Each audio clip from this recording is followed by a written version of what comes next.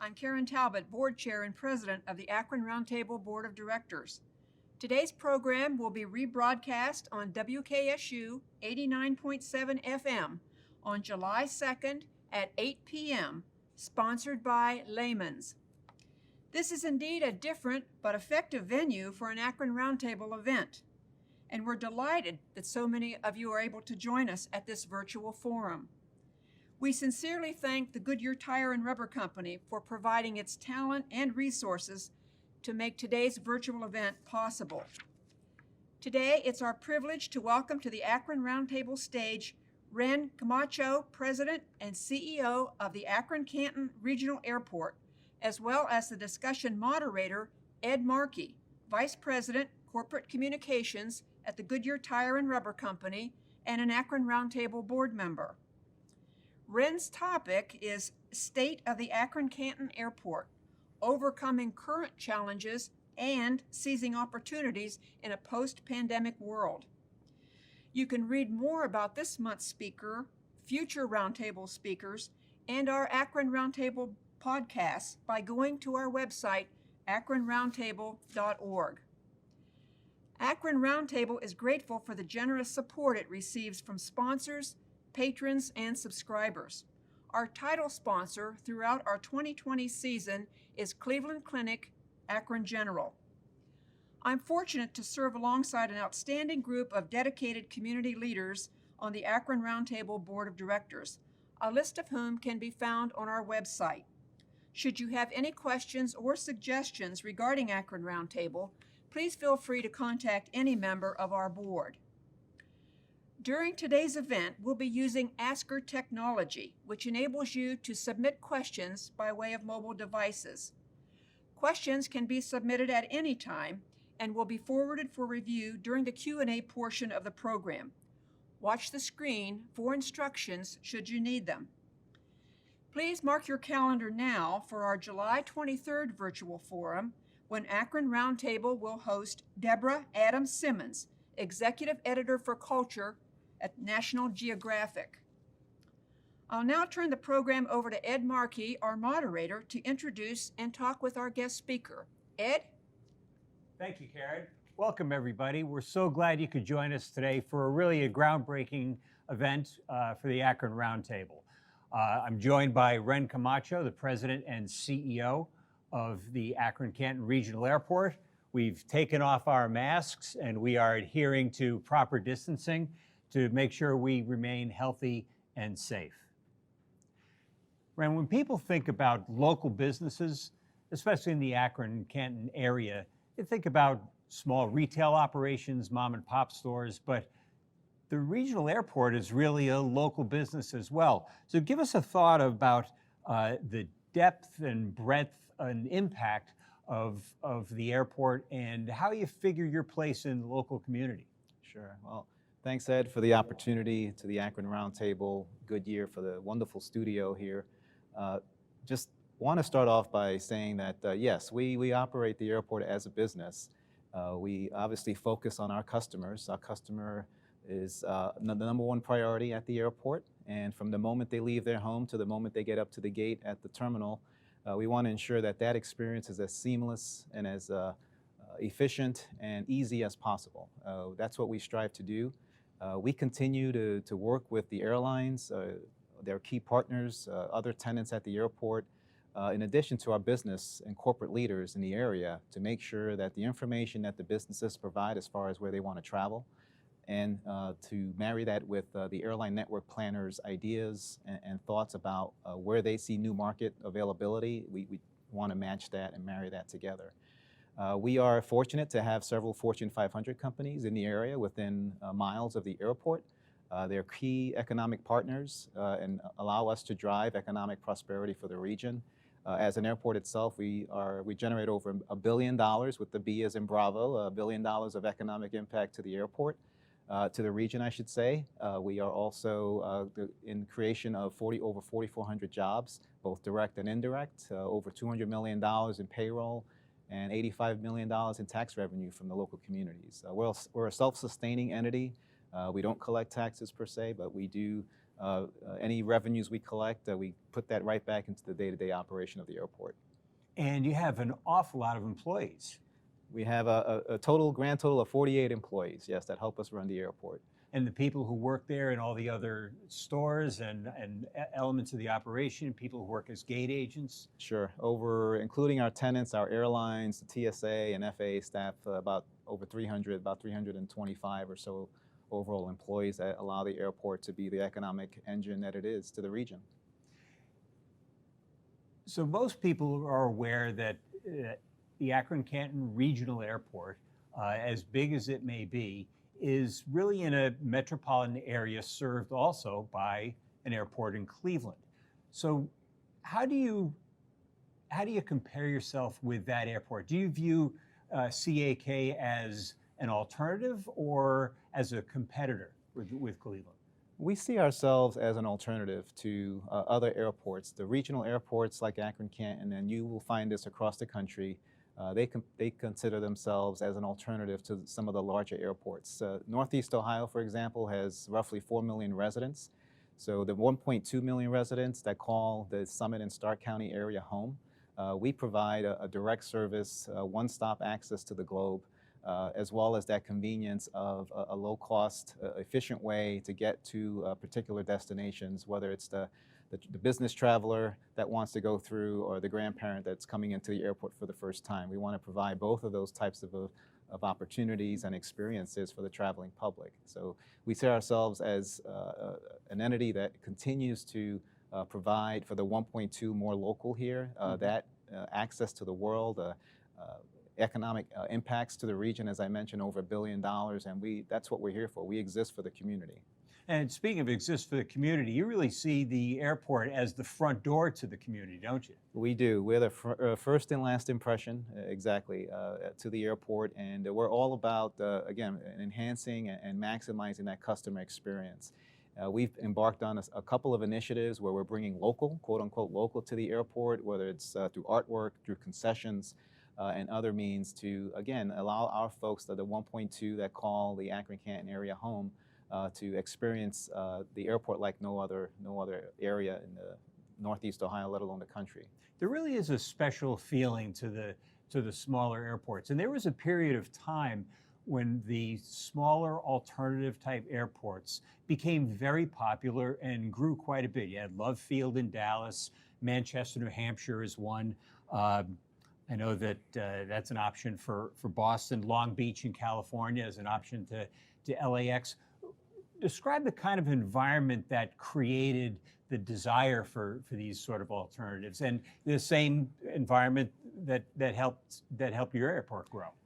Exactly, Ed. So with the case of Love Field, that's where Southwest is headquartered. They're headquartered there. Long Beach is the connection for JetBlue to the West Coast. So you have a lot of these low-cost entities, these low-cost carriers seeking these secondary airports. They see opportunities to come into that secondary market, offer very affordable fares, understanding there will be some loss and gain. Those airports have had loss and gain as well as CAK over the years, and seeking opportunities to really garner that initial leisure travel, if you will, and then ultimately business travel. And that was actually the case with CAK when AirTran and Southwest came into the market. It became very, very successful. The airlines, when you look at them, they look at opportunities above and beyond just coming into an airport. They look at the industries that are close by, competition from other airports. They look at population density, and then the cost of operating at the airport. And obviously the regional airports, the cost to operate at the smaller the smaller regionals, I should say, is pairs in comparison to some of the larger airports that might be nearby, considered a hub airport. So when you're thinking about costs, one thing that has affected the airlines is that we've seen a lot of mergers. You mentioned AirTran, they were absorbed. You have other smaller airlines that either merge with larger airlines or go out of business. So what conditions kind of created that? Because they seem to be great alternatives, and all of a sudden they get swallowed up. Sure. So post-recession, so the 2010, 2011 timeframe, you had many airports across the country that were considered hubs, whether it was United that had a hub up in Cleveland, others that were out west and in the southern states, if you will.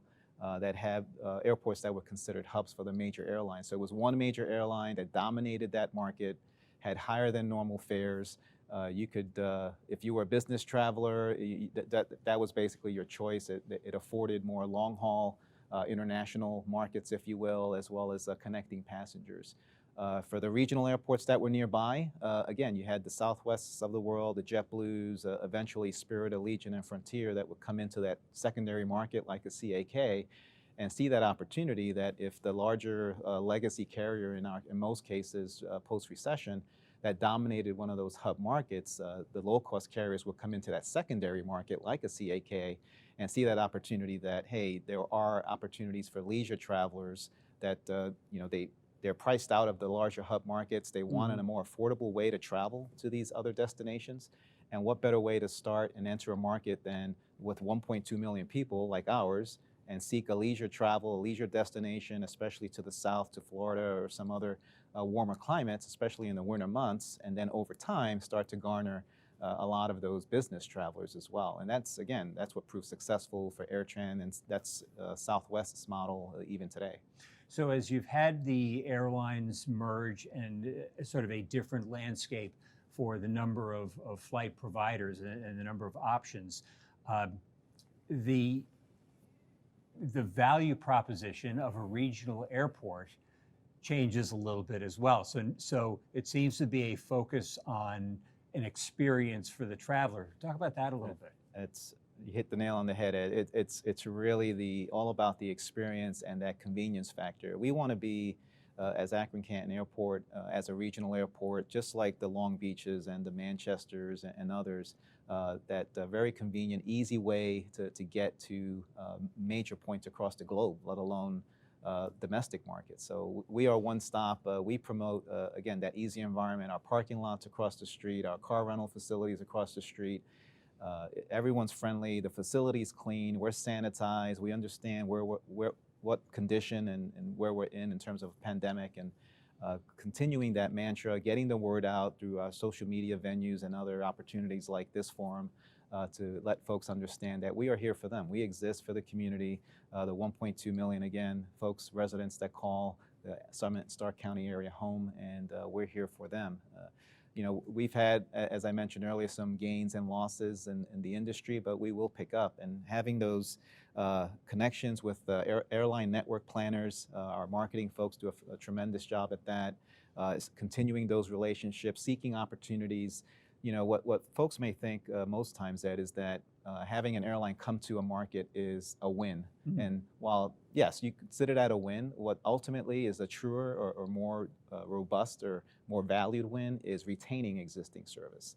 So pre-pandemic and where we go post-pandemic, where we are with air service, retaining those existing markets to the Houstons, the New York City market, the Charlottes, the Chicagos are much more important. Retaining existing service, adding additional seats, so bringing in larger aircraft to those existing markets, and then ultimately adding frequency, so 2 sets of larger aircraft, for example, to a larger market is a lot more valuable to this region, to the businesses that want to conduct business elsewhere and make connections elsewhere than it is to bring a new airline in. That's a subsequent goal, but the first and foremost goal is making sure that we retain existing service, adding frequency, and those types of things.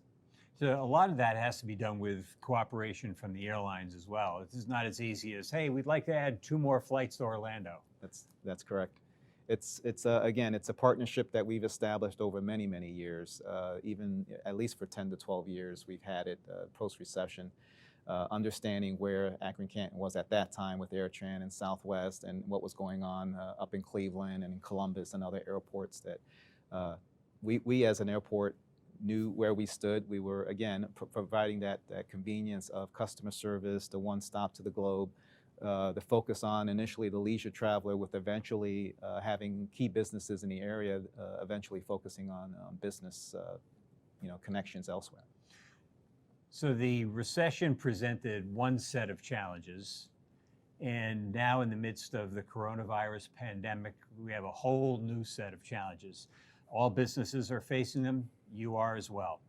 I'd like you to go back to late winter, early spring, when you first started hearing about the virus.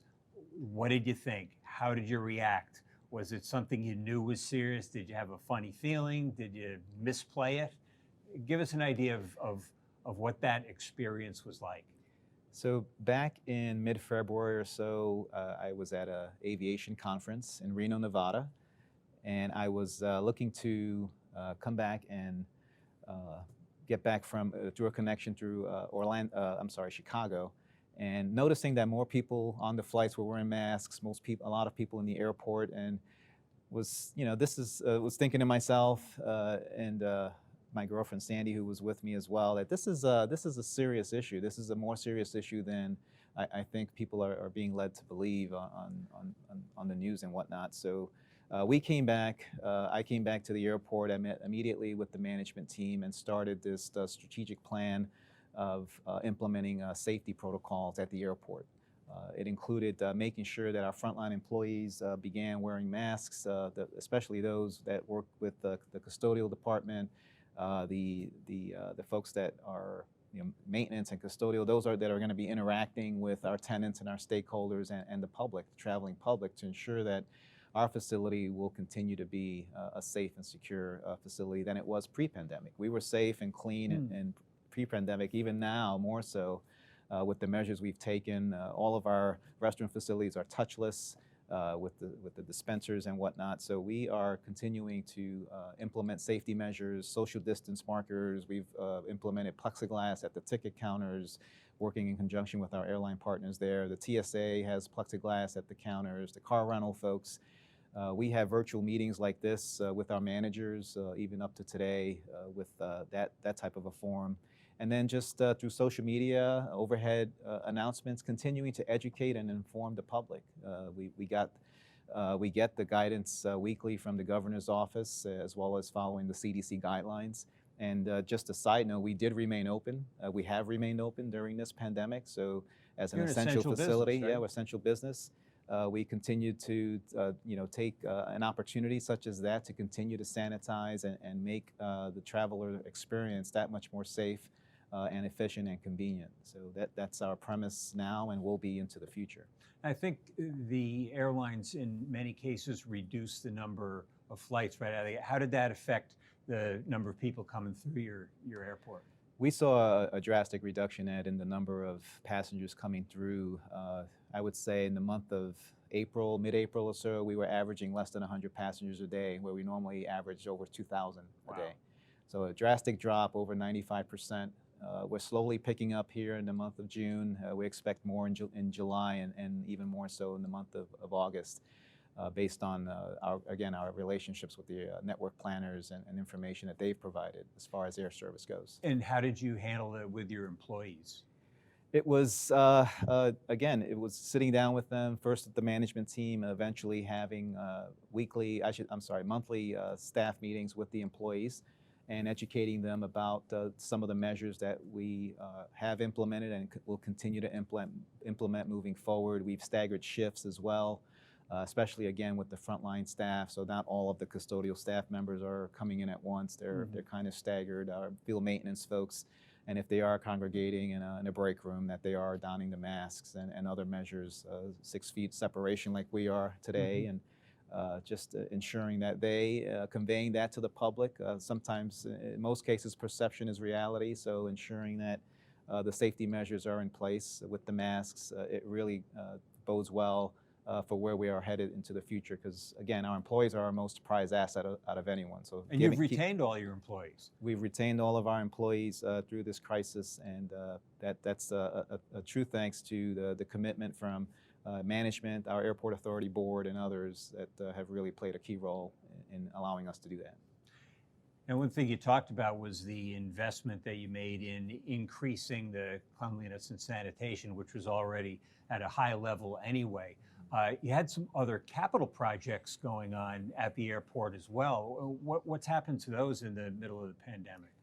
So through the pandemic, Ed, the gate modernization project that we've been working on for the last 1.5 to 2 is nearing completion.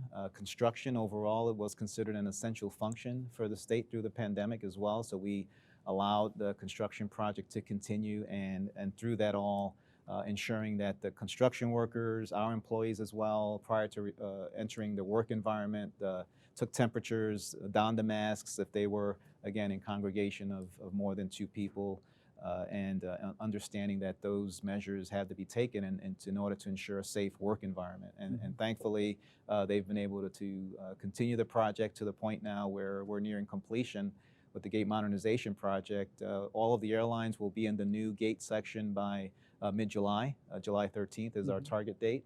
And then once that occurs, on a parallel track, we're working to demolish the old, what they call the Y concourse. If you've flown out of Delta, or with Delta or American, the older section of the terminal has now had been started to be cordoned off to allow demolition of that section. So I'm not going to have to walk outside to go to my That's plane correct. anymore? That's correct. The gate modernization project will allow for all gates to have jet bridges. We're adding some pretty neat features, a sensory room for those who may need a quiet space that may have some disabilities. We have a space quiet for, again, for folks who are traveling, kids or adults in that sense. A mother's room, a pet relief area we'll have inside in the sterile area, and other amenities, restrooms, the plug-ins, the different workstations for folks who are traveling. You're always looking to plug in a device, and we'll have plenty of those, plenty of seating.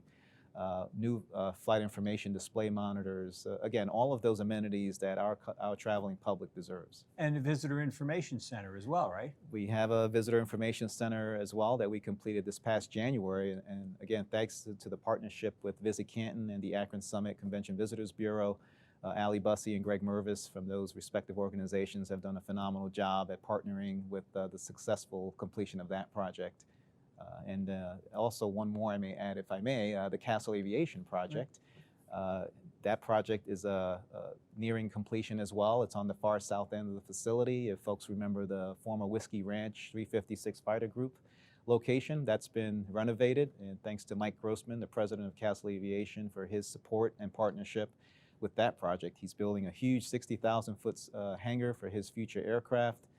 Renovating the building, and they're ready to move in the month of August and have a ribbon cutting. So we're excited to partner with him. Another key project, another key partner for Akron-Canton Airport. Speaks to the cooperation, the dedication, and that collaboration for years to come. Yeah, the partnership and collaboration has really been a key element to the success of the airport. And I would imagine it will also play an instrumental role in your recovery from the pandemic. Sure. It goes without saying, but I need to say it, that our Airport Authority Board, it really starts with them. You know, the Airport Authority was formed in 1946. We'll be celebrating our 75th year next year as an airport.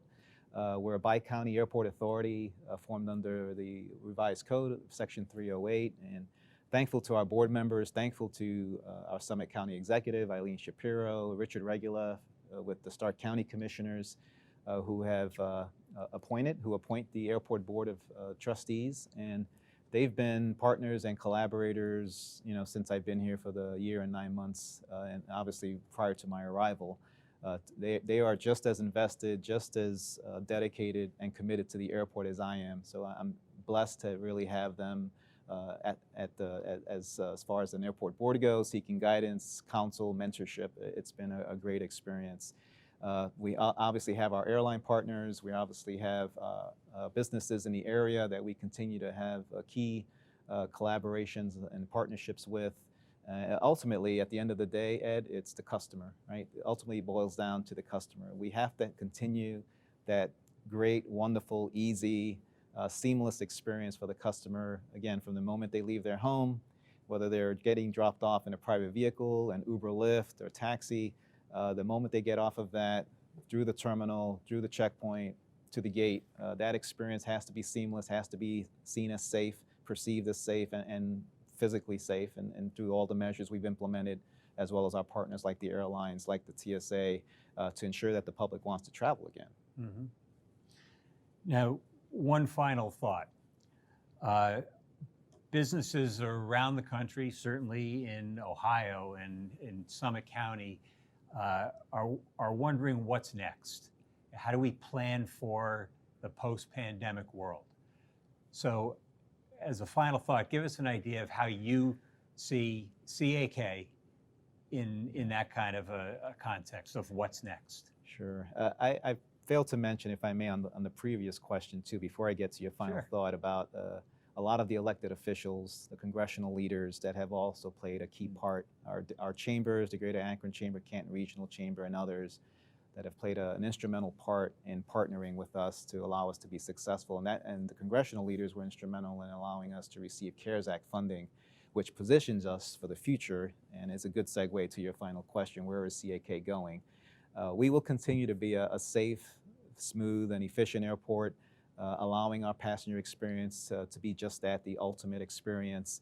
Having, whether you're someone who prefers an electronic gadget to get from your home to the terminal gate, or someone who prefers a paper copy, who prefers to interact with another customer, a ticket agent, for example, we want to have both semblances, if you will, of that interaction with through the traveler's eyes, if you will. We will continue to be safe. We will continue to partner with the airlines. We will continue to seek information from all the businesses out there. As far as information, please, we ask that folks on the viewership here, that they continue to look at CAK as a first choice. We ask that you check.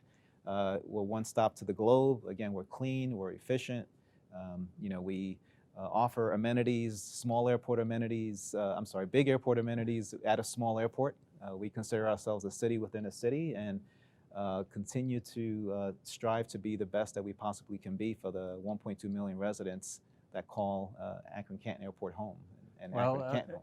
I don't know how many of those 1.2 million have been through your doors, but I'm sure there are many, many thousands of advocates for the airport.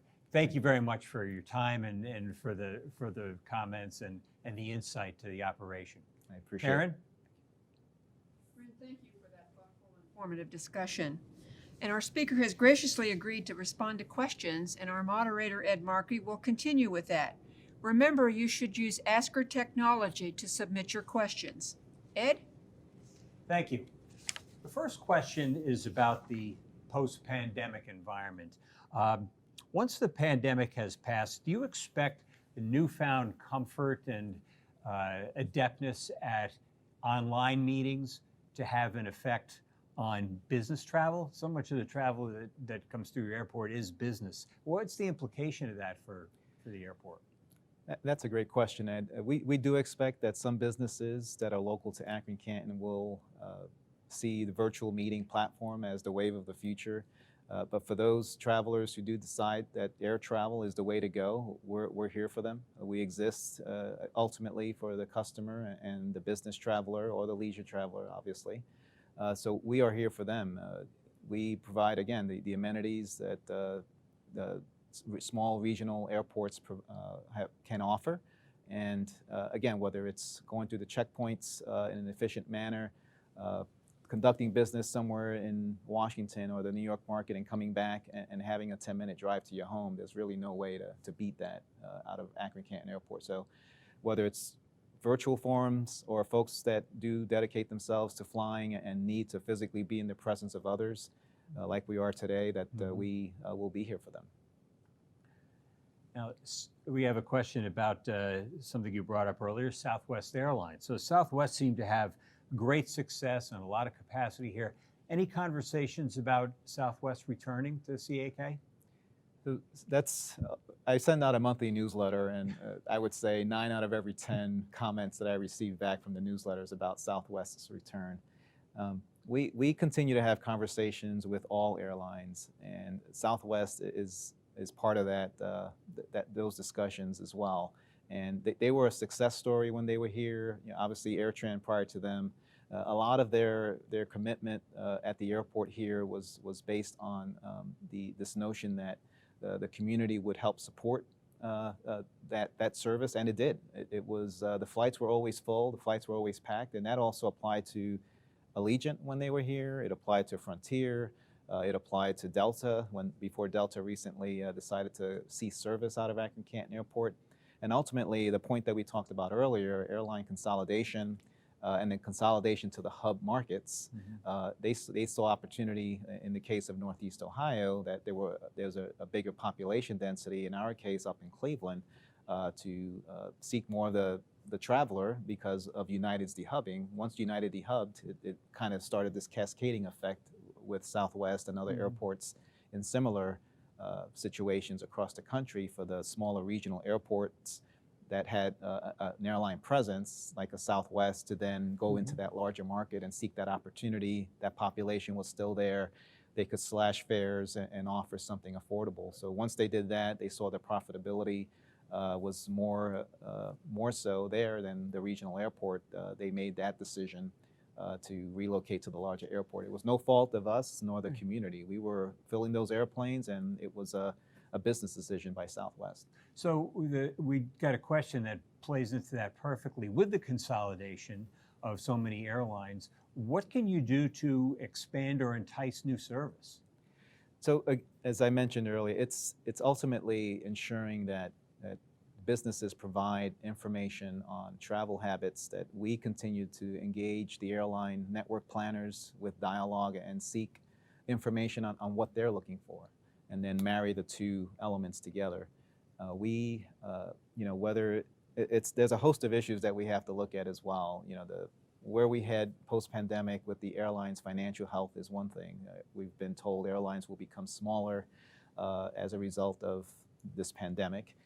You have pilot shortages, you have mechanics shortages, you have other issues that are affecting aviation overall, and now we have on top of this COVID-19, where does the airline industry go?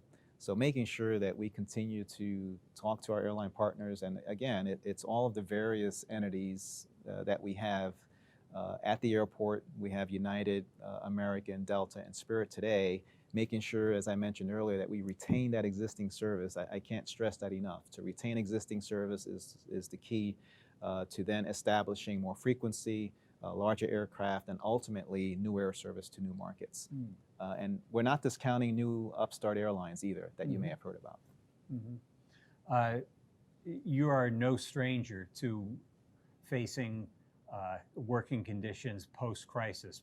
Your previous role at the Port Authority in New York was post 9/11.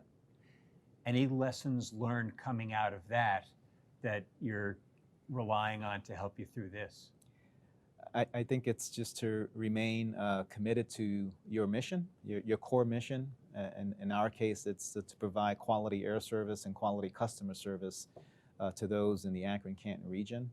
The 9/11 event obviously changed everyone's lives, and the aviation industry, obviously very similar to the pandemic now, was impacted tremendously. It's, how do you recover from that?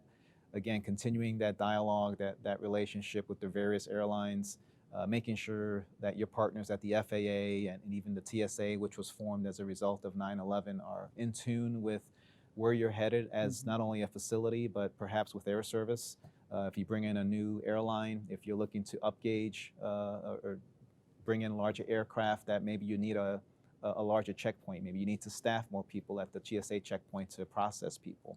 So ensuring those relationships with FAA, TSA, ultimately the airlines, and again, the business community. I can't stress enough to marry the two elements together, air service with the business community's needs and wants for where they want to go, is something that we're looking at. And whether through air service incentive programs as well that we've looked at, working with Jobs Ohio here in the state about the possibility of bringing in air service incentives, which means Jobs Ohio would provide a certain match, and then the local community has to provide a match as well. And in this case, it's an 80%, 20% split. And then we can focus on a certain market. Again, it's restoration of an existing route that, since the pandemic, is no longer in service at CAK, focusing on retaining or restoring those existing markets. And then we can see what new air service can look like. So in addition to Jobs Ohio, in addition to the business community, we have a question about what else the general public can do. So I'll read the question directly here. In addition to patronizing CAK for air travel, what else can Northeast Ohio residents do to assist and elevate the Akron-Canton Airport? Fly out of the airport. It's pretty simple. It's that simple. It's that simple. I like to say, and pardon the folks the term, but butts in seats. That's ultimately where we want to go. We need the folks to fly the airplanes, to choose CAK, even if it's slightly higher airfare. Especially the folks in the Akron-Canton region, if you have choices elsewhere, understand that you're going to be driving farther, you're going to be paying more for parking, you're going to be waiting longer on the line, you're going to be in a more congested airport during this pandemic. So fly through CAK. We're smaller with big airport amenities, we're cleaner, we're safer, we have friendly faces, we're just easy. You get to and from your home to the gate in minutes, and I've seen it, I've been told that's the case by multiple folks from all facets, all walks of life, business traveler, the leisure traveler with families, and getting to your gate is ultimately in a safe way, in a seamless way, is our promise and what we want to see the customer experience. So if we have a period of enormous growth, let's say you have new airlines coming in, you have more people passing through the airport, all of a sudden you're adding gates, you're adding flights, you're adding options. Is there a danger that you get too big and you start feeling like the other big airports as well? That's a great question. It's something that we always look at. It's a master plan, and that's the reason we have a master plan. We look at the what-if scenarios. The intent is never to become too big like some larger hub airports where you have one dominant carrier. We kind of want to spread that wealth. We want the flexibility to have, if in that scenario, to have the low-cost carriers and the more business-like carriers like a United, Delta, or American.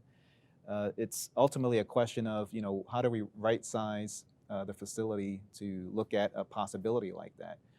It's something that we've looked at. Our master plan, again, calls for, if we needed to expand, that we have the ability to expand the current gate project to the south. We have the ability to add gates, but not necessarily become as big as some of the larger airports. That's not the intent here.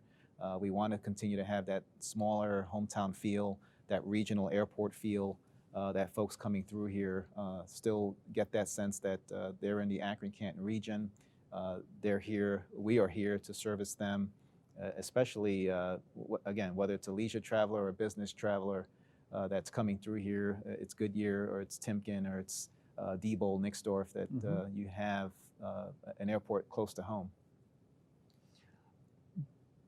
You mentioned earlier benefiting from the CARES Act. Are there any other legislative activities or any kind of governmental actions that are being taken to help smaller airports? There are. Through traditional CARES Act, I should say Federal Aviation Grant funds, we typically receive funds for airport capital improvement projects. And traditionally, the airport has to match those amounts at a certain percentage level. It's usually a 90% grant that's covered by the FAA, and the airport has to cover 10%. Well, through this pandemic, the FAA has been gracious enough to cover that local match. So it allows us to then move forward with design projects. We have various pavement projects that we need to be completed. That allows us to move forward without the worry of a local match. Where are those funds going without having a lot of revenue coming into the airport, right? Not a lot of people are flying. Not too many folks are parking. Not too many folks are spending on concessions, and all of that, what we call non-aeronautical revenue, goes right back into the upkeep of the airport. We're a not-for-profit. All of the funds, all the revenues we collect go right back into the day-to-day operations of the airport.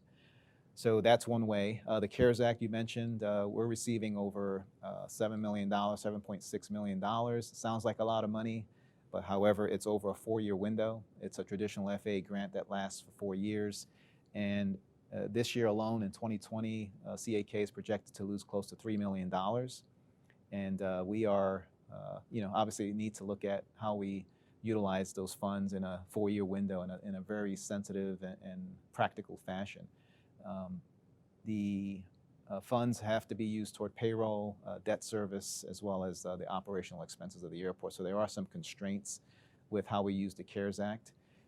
At the state level, I know Senator Kirk Schuring and Senator Vernon Sykes are bipartisan bill to support what they're calling an airport development district, which will allow for infrastructure projects in and around Akron-Canton Airport with local property owner approval that can also spur air service development. So we're looking at that as well as another tool in the toolkit, if you will. Great. So the last question, I've saved the hardest question for last. So you might want to take a sec to think about it. So why is the Akron-Canton Regional Airport abbreviation CAK and not AKC or something else? ACK is actually Nantucket's, I think, the three-digit code, so it's already taken. That's the easiest answer, Ed.